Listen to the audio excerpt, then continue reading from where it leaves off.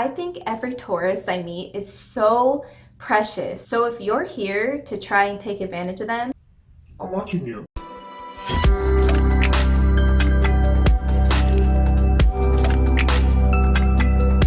hola my beautiful lotus flowers, welcome back or welcome to my channel. If you're into nerding out on everything astrology, spirituality, and self-transformation, this is a community for you. Today we're talking all about dating a Taurus sun sign, and I put emphasis on sun sign because this video is only taking that sign into account. But keep in mind, please, that your moon sign is extremely important when it comes to determining compatibility in relationships or the potential compatibility in the relationships. But what's even more important is comparing the synastry of your birth chart with the person that you're interested in. And this is not an end-all be-all. Just because I say that a certain sign is compatible with Taurus doesn't mean that all the other signs are incompatible or anything. It also doesn't mean that it won't work out between you and the person you're interested in. This video is mainly for fun. The energies that are at play can show us potential, but they do not write the entire story. With that being said, we're going to start by talking about some general traits of somebody with a Taurus sun, and then we're going to talk about 3 of what I think are potentially the most compatible signs with a Taurus. First, for general traits of somebody with a Taurus sun sign. First, they are some of the most reliable and patient individuals you'll ever meet. Being a fixed earth sign, they usually have a very stable, laid back way of carrying themselves, and they usually take their time with everything they do. Because of this, they don't really have an issue waiting for anything. They tend to be very, very patient. In fact, they become the most patient and persistent with things that they've decided to set their sights on. So if you have them as a romantic interest or partner, they'll be very willing to wait for you and work through obstacles with you as long as they have actually taken an interest in you. Second, because they take their time with everything, it's nearly impossible to rush them or force them into anything. Although they are more than happy to wait and take their time getting into a commitment with somebody, they will not, I repeat, will not tolerate anybody being very pushy with them. Oftentimes, the Taurus is very loyal to those that they care about or commit themselves to. So chances are, if they've reached this point with you or with somebody, then they're not going anywhere anytime soon. But with that being said, they still need their time to move forward slowly and take their time making sure that they're doing everything correctly and making sure that this is actually what they want and that you're the person they actually want to be with. If you can't appreciate their patient nature and you just want to be reckless and rush into the relationship, then they are not the person for you. Trying to force or push a Taurus into submission just for your own selfish reasons is one of the #1 ways to completely anger them or get them to leave you completely. Third, Taurus is most interested in the long-term potential of things in their life. Once again, because of being a fixed earth sign, Taurus is highly concerned with everything having longevity, security, and adding stability to their life. Because of that, they aren't usually the most spontaneous person that you'll ever meet. I mean, I'm not saying that they're really uptight and control freaks. That's not the case. Obviously, there can be some Tauruses who are like that, and there are some who aren't. But overall, what I mean by this is that they aren't usually quick to just switch up relationships, careers, anything in general. Usually they stick with something for quite a while and in hopes that it'll work out. They don't dedicate to something unless they think that it can work out in the long run. This means that they are usually seeking relationships as well that they can envision in the long term. If they feel like this thing is just going to be a fling or a one-night stand, then they're not going to waste any time. A Taurus may enjoy having one-night stands and flings or whatever, but they know that that's what it is. They're definitely not thinking about anything else, if that's the case. Fourth, Tauruses are practically the example signs for loyalty in the zodiac. Taurus is undoubtedly one of the most loyal signs in the entire zodiac, standing by the people and things they love literally until their last breath. It is definitely one of the most beautiful things about this sign and one of the most well known.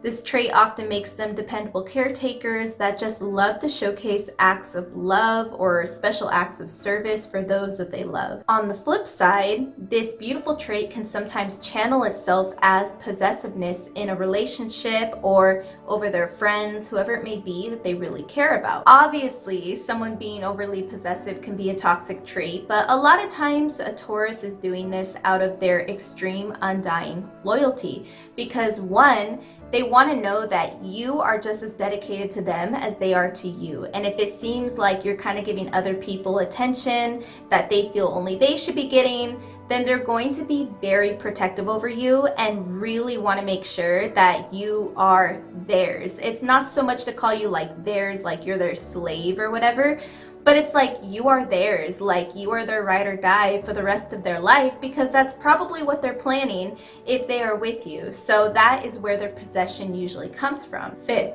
once a situation or person has betrayed them, there is no turning back for a Taurus. Once again, because a Taurus is so willing to dedicate and commit themselves with undying loyalty to whatever it is that they decide to commit to, then it hurts 10 times as much when they get betrayed by something. The same level of commitment that they can give somebody can easily turn into the same level of uncommitment, if that's even a word. I don't know, but it is a word for this video.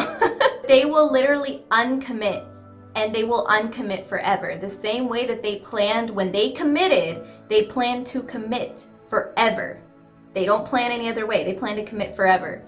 So if something happens, they uncommit forever as well, and they will not turn back. This also stems from their underlying stubbornness as well. And I know that people joke a lot about Tauruses being stubborn, but it's definitely a very, very tried and true trait in a lot of Taurus sun signs, that they do get stubborn about things. So because of this, once again, they may not be the type that's going to just blow up and go crazy because they're upset over something. A lot of times, they're probably just going to turn a switch where they just go silent and they leave. If you're enjoying this video so far, please be sure you don't forget to give it a quick like, hit the subscribe button and the bell, because it helps me reach other people just like you who are trying to learn about astrology and spirituality. And be sure that if you are a Taurus watching this, or if you're interested in a Taurus, leave a comment down below because I love to know who's watching this. Thank you. Now let's talk about 3 of the potentially, emphasis on potentially, most compatible signs for a Taurus. The first sign is Cancer, the crab. It is well known that most Cancers really do need a lot of security and loyalty in the relationship. They need to know without a question that their partner is loyal to them.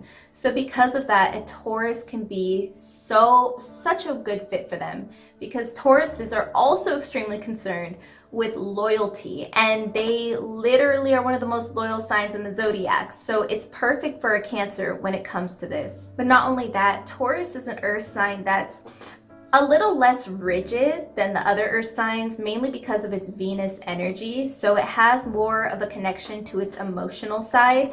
And this is perfect for an emotional sign like Cancer because it can fulfill the Cancer very well. And Taurus also really needs physical touch and physical affection, and so a water sign is a good fit for them because of that. And because Taurus's ruling planet is Venus and Cancer's ruling planet is the moon, this is a very harmonious, energetic relationship most of the time, because the Venus and the moon get along very well. Just because of their planets' energies at play, this also brings a harmonious energy to the relationship, mainly because both of them are going to be usually very concerned with having a secure, happy, comfortable, peaceful home life, and both of them really want that, and they want it to be obviously long term. Both of them try to go in things with the long haul in mind. Tauruses also usually have the patience and the compassion that a turbulent sign like Cancer definitely needs as well. I could see a disagreement coming up between these two when it comes to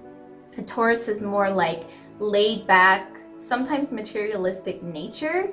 Taurus just sometimes wants to like overindulge in certain things perhaps, and the Cancer may not understand that. And Cancers can be sometimes a little bit on the bossier side as well, so they may want to control what the Taurus is doing with their time, with their money, etc. And the Taurus doesn't like to be controlled like that because it's the bull, you know. Keep the fact that they're the bull in mind. They can get very stubborn when they're set in their ways about something. So these two might bump heads because of that. Second, we have Pisces, the fish. Pisces are well known for being a very soft, like ever-flowing, kind of mystical sign. And Taurus is a very grounding energy that also is usually quite like a caretaker figure that a Pisces definitely could need in their life. Because Taurus is the earth sign ruled by Venus, they often have their own romantic view of life, often looking at the world through a more artistic, unique, creative lens, which is perfect for a Taurus and a Pisces to actually get lost in each other's presence because they'll just understand each other in this way. A Taurus is able to have more of that creative, mystical mindset that Pisces often have, and they'll kind of get lost in each other's presence and have deep conversation, be able to caretake for each other, etc. However, when a Pisces gets a little too dreamy and too lost in their own like rose-colored lens, Taurus does still have that strength and that practicality that earth signs are known for to keep a Pisces grounded and complete them. They're definitely the type of signs that can complete each other very well.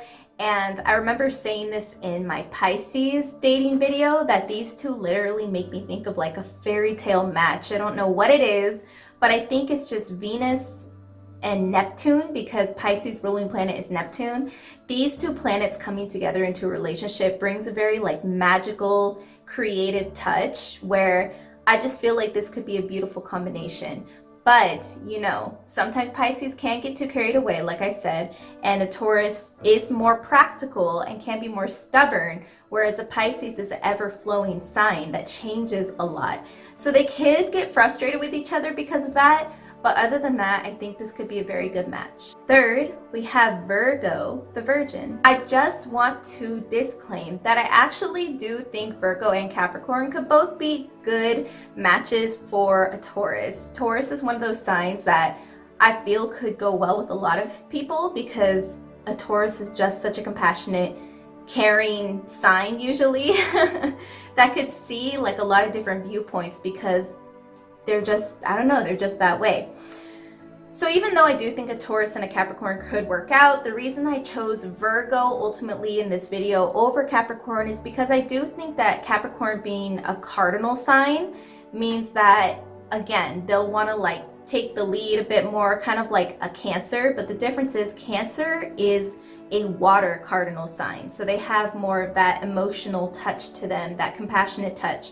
Whereas Capricorn is cardinal earth sign. So it does give them a bit more of a rigid nature. They're also ruled by Saturn, which is considered a father planet. It's a little bit more structured. It kind of like brings the belt to everybody and keeps everybody in check.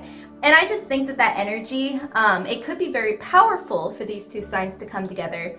I do think that it just, like I said, rigid is the perfect word. I think Capricorn is a little bit more rigid for a Taurus typically, whereas Virgo is the mutable earth sign, meaning that Virgo is a little bit more nifty. They're willing to change things up. They're willing to try new things and so on and so forth. So that energy is more forgiving for a Taurus's more easygoing nature. With that being said, Virgo does provide more of an ambitious, organized viewpoint in life where Taurus can get a little lazy at times. So Virgos might really be able to bring that more organized, ambitious environment to a Taurus's life, but vice versa as well. When the Virgo gets a little bit too crazy with being really hardworking and everything, Taurus is good at reminding a Virgo to have fun in life and relax every once in a while, because Virgos can also get a little uptight sometimes depending on the Virgo. But because of these kind of opposing natures, there could be a difficult time finding balance between the two. Just because, like I said, Taurus is such an easygoing sign, and Virgo usually is more of a very ambitious and kind of anxious sign overall. So it'll maybe take these two time and patience to know how to work with each other and balance those energies. Once again, if you enjoyed this video, please don't forget to hit the like button, subscribe, and hit the bell. It only takes 1 second so I can reach so many more people just like you. And hop over to the LaBlue Lotus Facebook community where we talk even more about using astrology and spirituality for self-transformation. For a more personal side of my journey here on the internet and more content, head over to my Instagram at Marisa LaBlue, or you could also watch these videos for more education that will help you on your journey. And once again, thank you so much for being here. I can't tell you how much I appreciate it. Until I see you next time, adios.